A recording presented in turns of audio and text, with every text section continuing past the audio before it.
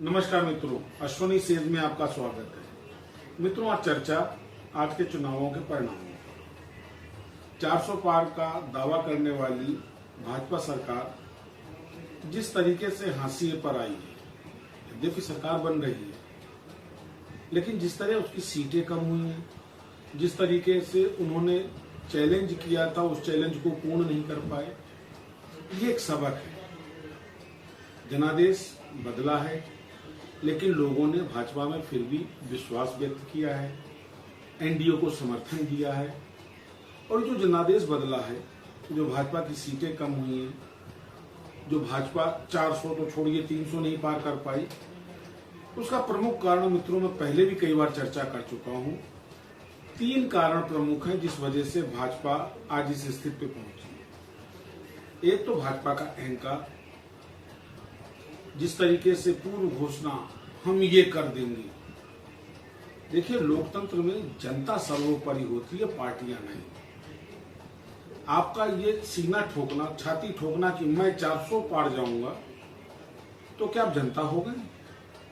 ये अहंकार है, छोड़ना पड़ेगा भाजपा को। दूसरा, भाजपा ने पूरे कार्यकाल में कभी भी इस विषय पे चर्चा नहीं की कि महंगाई के सापेक्ष आय का प्रभाव क्या है। बार बार ये मुद्दा उठा, किसी भी मीडिया चैनल पर इस पर चर्चा नहीं हुई।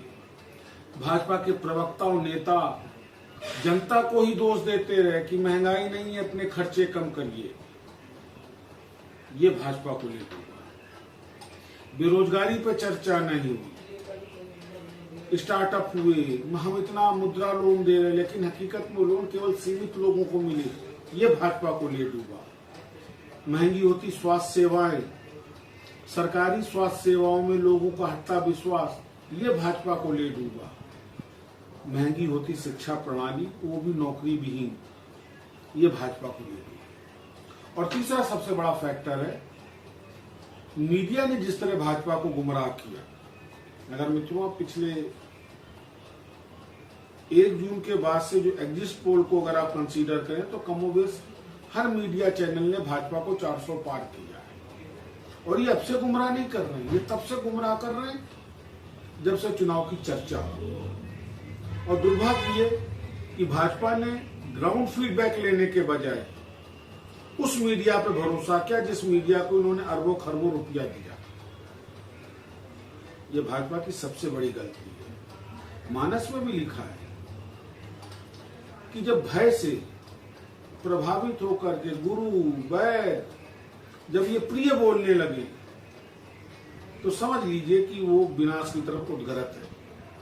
भाजपा की हार के केवल ये 3 फैक्टर है। मौका है, भाजपा सरकार बना रही है, बहुत बहुत शुभकामनाएं भाजपा को, लेकिन भाजपा को कंसीडर करना पड़ेगा ये तीनों फैक्टर। और चौथा सबसे महत्वपूर्ण, जो भी नेतृत्व अब सरकार को नेतृत्व दे, उसे ध्यान रखना चाहिए कि भाजपा का मूल आधार आरएसएस है। आरएसएस को नकार करके सरकार तो आप चला सकते, लेकिन उसका रिपीटिशन संभव नहीं। और इस बार इस सरकार ने आरएसएस को नजरअंदाज किया, ये भी एक महत्वपूर्ण कारण है। मित्रों, मैं उम्मीद करता हूं जो भी नई सरकार देश में आएगी वो वास्तव में जनकल्याणकारी होगी। जापान जैसे देश में कोई भी फ्री का वितरण नहीं है, इस बात को आने वाली सरकार को ध्यान रखना चाहिए। उसका विकास में लगे पैसा जो आप फ्री में बांट रहे हैं, तो उससे न केवल जनकल्याण होगा, लोगों में छवि अच्छी जाएगी। इसी उद्बोधन के साथ मित्रों, पुनः एक बार आने वाली सरकार को शुभकामनाएं। फिर आपसे मुलाकात करूंगा। नमस्कार।